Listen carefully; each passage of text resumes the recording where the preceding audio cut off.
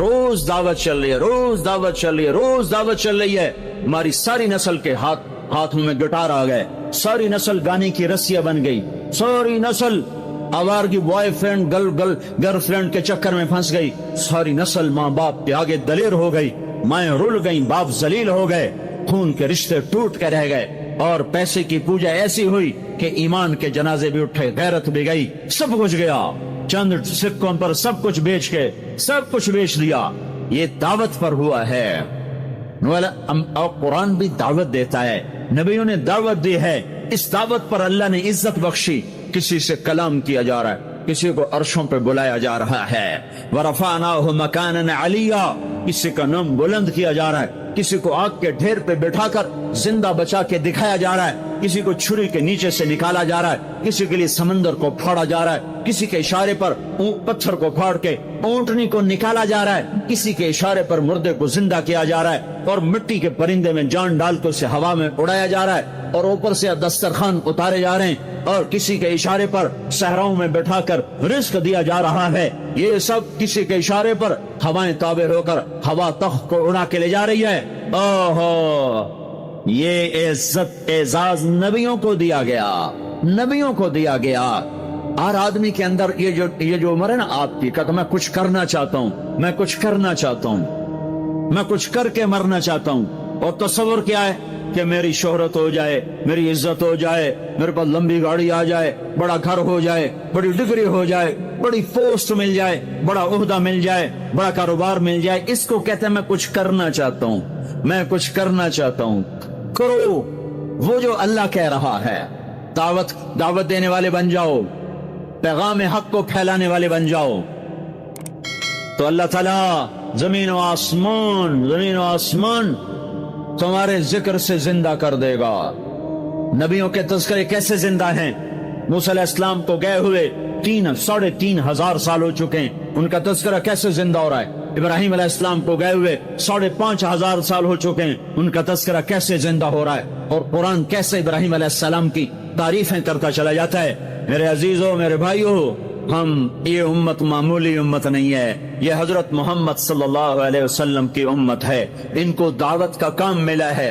ساری دنیا مال کی طرف بلا رہی ہے، ہمارا کام ہے اللہ کی طرف بلانا. اننی انا اللہ، دنیا کو بتانا کہ کام بنانے والا ایک ہے اور وہ اللہ ہے، زندگی دینے والا ایک ہے اور وہ اللہ ہے، مدد کرنے والا ایک ہے اور وہ اللہ ہے، جنت دینے والا ایک ہے اور وہ اللہ ہے، جہنم کو بھڑکانے والا ایک ہے اور وہ اللہ ہے، آسمان کے چھت کو اٹھانے والا ایک اور وہ اللہ، زمین کا فرش بچھانے والا ایک اور وہ اللہ، ہواؤں کا چلانے والا ایک اور وہ اللہ، اور دکھی کی سننے والا ایک اور وہ اللہ، گونگے کی سننے والا بھی اللہ، اور پتنگے کی سننے والا بھی اللہ، اور پروانے کی سننے والا بھی اللہ، اور خاک کے نیچے رینگنے والے کیڑے کی سننے والا بھی اللہ، اور پانیوں کی تہ میں تیرنے والی مچھلیوں کی سننے والا بھی اللہ.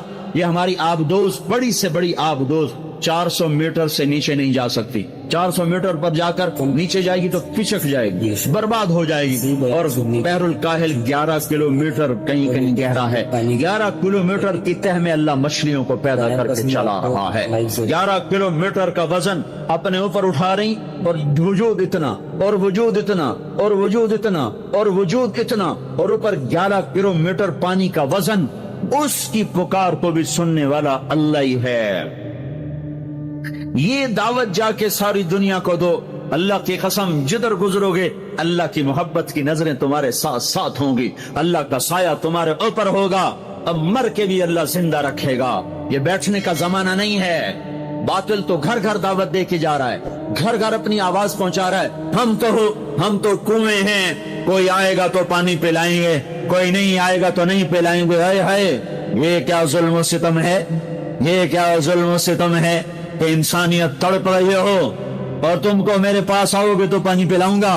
جب وبا پھیل جاتی ہے تو ڈاکٹر بھی نکل پڑتے ہیں. تو دیکھتے نہیں ہو جب زلزلہ آیا تو ہسپتال وہاں شفٹ ہو گئے. یہ نہیں کہا گیا کہ مریضوں کو اٹھا کے لاہور لاؤ، فیصل آباد لاؤ، ملتان لاؤ. فیصل آباد کے ڈاکٹر بھاگے، لاہور کے ڈاکٹر بھاگے، ملتان کے ڈاکٹر بھاگے، کراچی کے ڈاکٹر بھاگے، اور میڈیکل اسٹوڈنٹ بھی بھاگے. ابھی ڈاکٹر بنے بھی نہیں اور جا رہے ہیں. ابھی ڈاکٹر بنے بھی نہیں اور جا رہے ہیں. آج کفر کی وبا ہے, زنا کی وبا ہے, شراب کی وبا ہے, موسیقی کی وبا ہے, جوئے کی وبا ہے, نافرمانی کی وبا ہے, ماں باپ کو ذلیل کر دینے کی وبا ہے, سود کی وبا ہے, رشوت کی وبا ہے, غفلت کی وبا ہے. او بھائیو, عمل ہے پھر بھی بھاگو, عمل کوئی نہیں پھر بھی بھاگو, لوگوں کے پیچھے بھاگو بھاگو. یہ ایک اٹھا ہوا قدم جو تم زمین پہ قدم رکھتے ہو دعوت کے ساتھ, اللہ کی قسم ساتوں آسمان میں اس کی دھمک سنائی دیتی ہے. ساتوں زمین آسمان تمہارے قدموں کی چاپ سے گونج اٹھتے ہیں. تمہارا بول زبان سے نکلتا ہے, ساتوں آسمان اس سے روشن اور منور ہو جاتے ہیں. لاکھوں فرشتے وہ بول اٹھانے کے لیے لپکتے ہیں اور عرشوں کی طرف لے کے چلتے ہیں. ایک صحابی نے کہا الحمدللہ حمدن کثیرا طیبا مبارکا فیہ. تو آپ نے کہا من القائل, یہ کہنے والا کون ہے, یہ کہنے والا کون ہے؟ وہ ڈر گئے تو پتہ نہیں میں نے کیا کہہ دیا, وہ چپ ہو گئے. تو آپ نے کہا کہنے والا کون ہے؟ جو کہا ہے اچھا ہی کہا ہے.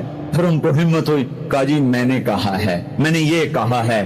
آپ نے فرمایا میں نے دیکھا 19-20 فرشتے لپک کے آ رہے تھے تیرے کلام کو پکڑنے کے لیے. ہر فرشتے کی تمنا تھی کہ میں لے کر اللہ کے پاس جاؤں. یہ ایک شخص کا ذاتی ذکر ہے.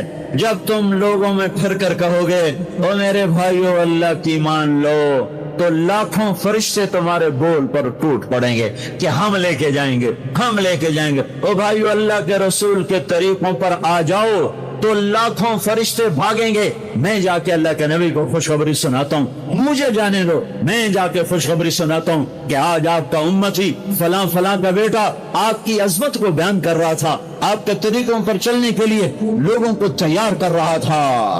تمہارا نبی وہیں سے اس کی روحانیت باغ, اس کی ہستی باغ اور اس کی توجہات ہوں گی. میرے بھائیو, انبیاء کوئی ہماری طرح مر کے تھوڑا ہی مر جاتے ہیں, وہ تو مرنے کے بعد زندہ کر دیے جاتے ہیں. اس لیے تو آپ نے فرمایا جو میری قبر پر آ کر مجھے سلام کہتا ہے میں اس کے سلام کا جواب دیتا ہوں. جو یہاں سے سلام پڑھتا ہے وہ مجھ تک پہنچایا جاتا ہے, فرشتے پہنچاتے ہیں, اور جو میری قبر پہ آتا ہے سلام کہتا ہے میں اس کا خود جواب دیتا ہوں.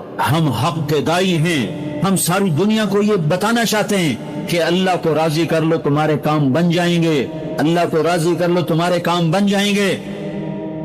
اور ہم حضرت محمد صلی اللہ تعالی وسلم کی عظمتوں کی طرف لوگوں کو بلانا چاہتے ہیں کہ تم ان پاگل دانشوروں کے پیچھے نہ چلو, ان احمقوں کے پیچھے مت چلو, انہیں تو 2 اور 2 4 کے سوا کچھ نہیں پتا.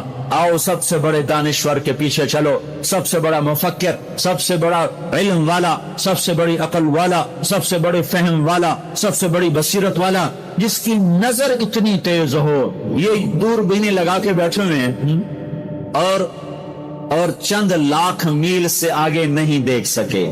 چند لاکھ میل سے آگے, اگرچہ نوری سال صحیح پر یہ ہے نوری سال, اس سے آگے دوربینوں کے بغیر نہیں دیکھ سکے. اور میرا آپ کا نبی مسجد میں نماز پڑھا رہے ہیں, مصلی پہ کھڑے آگے ہو گئے. پہلی صف والوں نے دیکھا کہ حضور آگے ہو گئے, پھر آپ پیچھے ہو گئے. جب سلام پھیرا تو پچھلے نمازیوں نے کہا یا رسول اللہ یہ آپ کیا کر رہے تھے؟ نماز میں تو آدمی ایک جگہ کھڑا ہوتا ہے, آپ پہلے آگے ہو گئے پھر پیچھے ہو گئے. تو آپ نے کہا میں جنت کو دیکھ رہا تھا اور اس کے خوشے لٹک کر دیواروں سے باہر آ رہے تھے تو میں ان کو دیکھ کر آگے ہو گیا. پھر میں جہنم کو دیکھ رہا تھا اور اس کے شعلے لپک رہے تھے تو اس کو دیکھ کر میں پیچھے ہو گیا. مجھے بتاؤ, اللہ کے واسطے بتاؤ, جس کے سر کی آنکھ اتنی طاقتور ہو اس کے دل کی آنکھ کتنی طاقتور ہوگی. چلو یہ تو جنت اور جہنم ہے, اسے چھوڑو, یہ تو بڑی چھوٹی سی چیزیں ہیں. یہ اڑا ہے اور 7 آسمان سمٹ گئے اور سدرۃ المنتہا سمٹ گیا اور جبریل بھی ہاتھ جوڑ گیا. آگے میں گیا تو جل کے راکھ ہو جاؤں گا. اس باؤنڈری کو آج تک کوئی نہیں کراس کر سکا, نہ کسی کے پاس ویزا ہے نہ پاسپورٹ ہے. جو آگے جائے گا جل کے راکھ ہو جائے گا, چاہے وہ جبریل جیسا مقرب ہو. آگے آپ جانے آپ کا اللہ, آگے اللہ آپ کو کیسے لے گیا کوئی نہیں جانتا. اور آپ گئے ہیں, کیسے گئے ہیں ہمیں نہیں پتا. ہم ایمان لائے کہ آپ گئے ہیں. جنت دیکھنا, جہنم دیکھنا یہ تو چھوٹی چیز ہے. یہ وہ گئے جبریل بھی بیٹھا دیکھ رہا ہے یہاں تک کہ آپ جبریل کی آنکھوں سے بھی اوجل. پھر عرش معلا جھوم جھوم اٹھا, اس کے در کھلے اور آپ نے عرش کو بھی پار کیا. پھر عرش کے اوپر 70,000 نور کے پردے, پھر وہ بھی اٹھ گئے اور بندہ اور رب آمنے سامنے ہو گئے. وہ آنکھ اللہ کو دیکھ سکے وہ کتنی طاقتور آنکھ ہے. جو دل اللہ کی تجلیات کو برداشت کر جائے وہ دل کتنا طاقتور ہے. اس سے بدبختی اس امت کی کیا ہوگی کہ اس کے طریقے چھوڑ کر یورپ کے کالے اندھیرے طریقوں کے پیچھے چلنا چاہتے ہیں. بڑا ڈاکٹر وہ ہے جو امریکہ کی ڈگری لائے, بڑا ڈاکٹر وہ ہے جو انگلینڈ کی ڈگری لائے, اور جو مدرسے میں محمد مصطفیٰ کے دین کی ڈگری لائے. اب ملا دی کے ڈگری چھٹو پر ہیں ملا ہیں. اس سے بڑی جفا کیا ہوگی, اس سے بڑی حماقت کیا ہوگی جس کی نظر اتنی طاقتور ہو. دیکھو نا یہ جو خلا میں اوپر جاتے ہیں 500 میل سے اوپر چلے جاؤ اس کرتے اور شلوار میں, وہ آپ کا جسم بم کی طرف پھٹتا ہے. ہمارے اوپر 180 من ہوا کا دباؤ ہے, ہمارے اوپر 180 من ہوا کا دباؤ ہے. ہر انسان کے اوپر 180 من ہوا کا پریشر ہے. ہمارے جسم میں اس پریشر کو روکنے کے لیے اللہ تعالیٰ نے پریشر بنایا ہوا ہے. ہم 180 من ہوا کو دھکا دے رہے ہیں. جب ہم 500 میل اوپر چلے جاتے ہیں نا تو ہوا ہٹ جاتی. اندر ہے 180 من کو دھکا دینے کا پریشر. وہ جو پریشر بنتا ہے تو ہماری بوٹی بوٹی ہو کر فضا میں بکھر جاتی ہے. اس لیے خلائی لباس تیار کیا جاتا ہے جس کے اندر وہ پریشر بنایا جاتا ہے, وہ انسان کو پہنایا جاتا ہے. وہ کروڑوں ڈالر میں جا کر ایک لباس تیار ہوتا ہے. میرے آپ کے نبی نے کرتا پہنا تھا, تہمت تھا اور جوتا تھا. اسی کرتے تہمت میں ساتوں آسمان پار ہوا.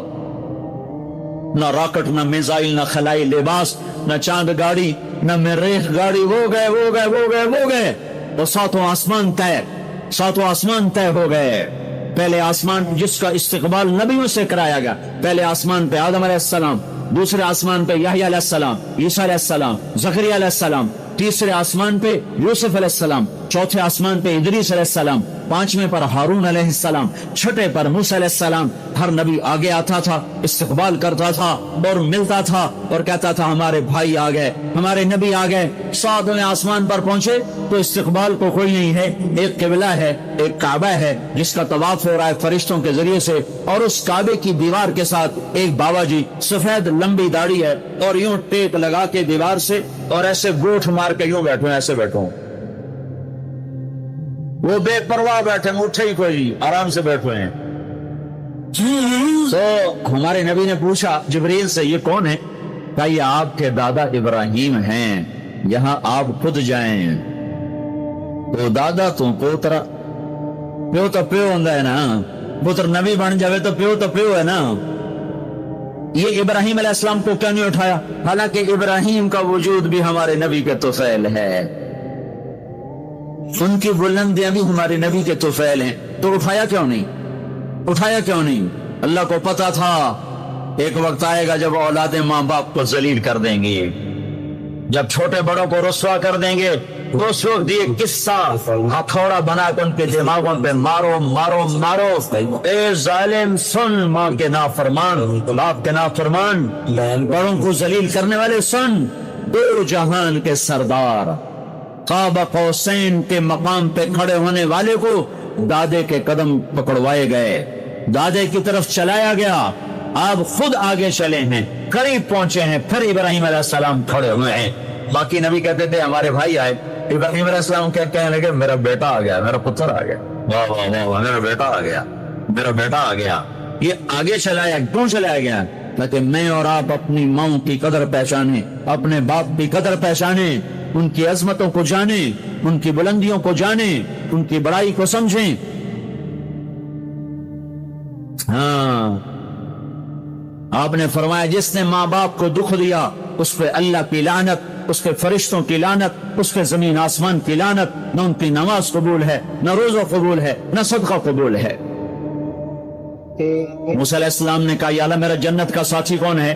انہوں نے کہا فلاں قصائی. نہ کوئی مجاہد, نہ غازی, نہ شہید, نہ کوئی مفسر ہے, نہ کوئی ولی, نہ ابدال, قصائی. موسیٰ علیہ السلام دیکھنے گئے کسائی عام کسائیوں کی طرح. وہ شام کو جب چلا تو تھیلے میں گوشت ڈال کے چل پڑا. موسیٰ علیہ السلام کہنے کہ تیرے ساتھ آ سکتا ہوں؟ کہا آ جاؤ. پہچانا نہیں اس نے یہ موسیٰ ہیں. وہ گھر گیا, اس نے بوٹی بنائی, ہانڈی چڑھا دی, آٹا گوندنے بیٹھا, بوٹی تیار کی, سالن تیار کیا, تھالی میں رکھا. ایک عورت ایسے لیٹی پڑی تھی روئی کے گالی کی طرح, اس کو اٹھا کے کندھے کا آسرا دیا اور نوالے بنا کے اس کو کھلاتا رہا. تو سر مارے ہوں بس. اس نے منہ صاف کیا, اسے لٹایا, وہ بڑبڑانے لگی. موسیٰ علیہ السلام نے فرمایا یہ کون ہے؟ کہا یہ میری اماں ہے. میں صبح اس کے سارے کام کر کے جاتا ہوں, پھر شام کو آ کر پہلے اس کی خدمت کرتا ہوں. اپنی بیوی سے کہو نہیں آتے میرے پیچھے میری ماں نے روٹی کھوا دی, جیسے ہمارا رواج ہے. اپنی بیوی سے کہتے تو میری ماں دی کر, میں کوئی نہیں کرنی. اور سنو, میری بیوی کے ذمہ میری ماں کی خدمت نہیں ہے, میرے ذمہ میری ماں کی خدمت. خود کرتے نہیں, بیویوں کو کہتے ہیں اس کے ذمہ نہیں. وہ انکار کر دیں, کہتے نافرمان ہے, گھر میں لڑائی, دنگا فساد. پاگل, تو نے چھاتی نوچی ہے ماں کی, تیرے ذمہ ماں کی خدمت ہے, تیری بیوی کے ذمہ نہیں ہے. وہ کر دو, اس کا احسان ہے, کرنی چاہیے, نیکی ہے, اس کا احسان ہے. نہ کرے تو وہ مجرم نہیں ہے. موسیٰ علیہ السلام سے کہنے لگا جی صبح اس کے سارے کام کر کے جاتا ہوں, شام کو آ کے پہلے اس کو روٹی کھلاتا ہوں, پھر اپنے بچوں کو دیکھتا ہوں. موسیٰ علیہ السلام نے کہا یہ کچھ کہہ رہی تھی جب تو اس کو لٹا رہا تھا؟ کہنے لگا یہ اماں جو ہوئی پاگل اماں, جنا دی خدمت کرنا شروع ہو جاندی, اللہ تینو جنت وچ موسیٰ دا ساتھی بناوے. بلا میں کتھے تے موسیٰ کتھے. جب بھی اس کی خدمت کرتا ہوں شروع ہو جاتی ہے اللہ تجھے جنت میں موسیٰ کا ساتھ دے. بلا جی میں کہاں, میں کسائی کتھے تے موسیٰ کتھے. سمجھو یہ ماں ہے, ماں جس کی دعا نبیوں تک پہنچا دیتی ہے. یہ نبی کو, ہمارے نبی کو آگے چلایا گیا تاکہ بتایا جائے کہ رشتوں کی ایک عظمت ہے, ایک قدر. یہ دعوت بھی ہمارے ذمہ ہے. آج مائیں دکھی ہیں, باپ زخمی ہیں. ایک بیٹی اپنی ماں کو کہہ رہی تھی بھوک نہیں, اور اس کی ماں کے موٹے موٹے آنسو گر رہے تھے. میں آنکھوں دیکھا بتا رہا ہوں, اپنی ماں سے کہہ رہی تھی بھوک نہیں. وہ آگے رو رہی تھی, ایسے زاروں قطار رو رہی تھی. یہ جب ہوگا تو آسمان پھٹ جائے گا, زمین زیر و زبر ہو جائے گی, پہاڑ ریت بن جائیں گے, دریاؤں میں آگ لگ جائے گی. ہم حق کے دائی ہیں, ہم حضرت محمد صلی اللہ علیہ وسلم کے دائی ہیں. لوگوں سب سے زیادہ پڑا ہوا ہے یہ ہستی ہے, سب سے بلند پرواز اس ہستی کی ہے, سب سے عالی اخلاق اس ہستی کے ہیں. ساری دنیا کے نعت خوان مل کر بھی اس محبوب کی ذات کا ایک ذرہ بیان نہیں کر سکتے. تو تمہیں اگر عزتیں چاہیے تو پھر انسان کی تمنا ہوتی کوئی ایسی جگہ ہوتی جہاں میری حسرتیں پوری ہوتی, میری تمنائیں پوری ہوتی, میرے ارمان پورے ہوتے, جو کہ دنیا میں تو ہوتے نہیں. جو سونے کا چمچ لے کے پیدا ہو وہ مر تو جاتا ہی ہے, تو پھر کیا کریں, ارمان کیسے پورے ہوں. تو یہ ایک ایسا خلا ہے جس کے کسی کے پاس کوئی نسخہ نہیں ہے. ہمارے پاس اس کی دعوت ہے, ہم لوگوں کو بتائیں کہ اللہ نے تمہارے لیے جنت تیار کی ہے. مرو تو صحیح اس کی مرضی پر, اللہ نے تمہارے لیے جنت تیار کی ہے. سب سے بڑی تمنا زندگی ہے, صحت ہے, حسن و جمال ہے, ملک و مال ہے. یہ سب سے بڑی انسانی تمنائیں ہیں, لیکن یہ پوری نہیں ہوتی. بڑے سے بڑا حسین بڑھاپے میں مرجھا جاتا ہے. ہوئے ہوئے ہوئے. کیا آپ نے کبھی غور کیا ہے کہ مصر کے حاکم کو کبھی بادشاہ کہا جاتا ہے تو کبھی فرعون؟ ایک ہی ملک پر نام الگ کیوں؟ آج آرکیولوجی اور اینشینٹ ایجپشین انسکرپشن ہمیں بتاتی ہے کہ مصر کے پرانے پتھروں پر لکھاوٹ ملی ہے. ان لکھاوٹوں میں مصر کے حاکم کو بادشاہ کہا گیا ہے, لیکن بعد کی لکھائیوں میں ایک اور ٹائٹل سامنے آیا ہے, فرعون. یعنی تاریخ گواہی دیتی ہے کہ ابتدائی دنوں میں مصر کے حاکم کو بادشاہ کہا جاتا تھا, کیونکہ اس وقت فرعون کا ٹائٹل موجود ہی نہیں تھا. یہ بعد میں استعمال ہونا شروع ہوا. اب سوال یہ ہے کہ 1400 سال پہلے یہ فرق کسے معلوم تھا؟ قرآن میں اللہ تعالیٰ فرماتا ہے کہ اور بادشاہ نے کہا اسے میرے پاس لے آؤ. اور جب موسیٰ علیہ السلام کا واقعہ آتا ہے تو قرآن کہتا ہے اور فرعون نے کہا کہ مجھے چھوڑ دو کہ میں موسیٰ کو قتل کر دوں. اب ذرا غور کیجئے, یوسف علیہ السلام کے زمانے میں قرآن مصر کے حاکم کو بادشاہ کہہ رہا ہے, کیونکہ اس وقت فرعون کا ٹائٹل موجود ہی نہیں تھا. اور موسیٰ علیہ السلام کے دور میں قرآن واضح طور پر مصر کے حاکم کو فرعون کہہ رہا ہے. क्योंकि तब तक मिस्र के हाकिम इसी नाम से पहचाने जाते थे। ना उस वक्त रोसेटा स्टोन थी और ना ही हायरोग्राफिक पढ़ी जा सकती थी और ना ही इजिप्टोलॉजी नाम की कोई साइंस मौजूद थी, लेकिन फिर भी कुरान की टर्मिनोलॉजी बिल्कुल एक्यूरेट है। क्या आप जानते हैं कि कदीम मिस्र के लोग सजदा सिर्फ पेशानी से नहीं बल्कि ठोड़ी के बल करते थे। जब आर्कियोलॉजिस्ट ने मिस्र के कदीम मंदिरों और मकबरों का तज्ज़िया किया तो उन्हें बार बार एक ही नक्श देखने को मिला कि इंसान अपनी ठोड़ी जमीन पर टिकाए सजदा कर रहा है। ये कोई इत्तफाकी नक्श नहीं बल्कि दोहराता हुआ पैटर्न है। आज के एक्सपर्ट इसे रिचुअलिस्टिक डिवोशन कहते हैं, लेकिन कुरान ने आज से 1400 साल पहले इस मंजर को कुछ यूं बयान किया। जब उन्हें कुरान सुनाया जाता है तो वो अपनी ठोड़ियों के बल सजदे में गिर पड़ते। तो क्या ये सिर्फ एक पुराना पोस्ट था या कुरान की सच्चाई की निशानी? ये सिर्फ किताब नहीं बल्कि वही है। इसे पढ़ो और महसूस करो। फॉलो जरूर कीजिएगा ताकि इस तरह की मजीद इंफॉर्मेशन आप तक पर वक्त पहुंच सके।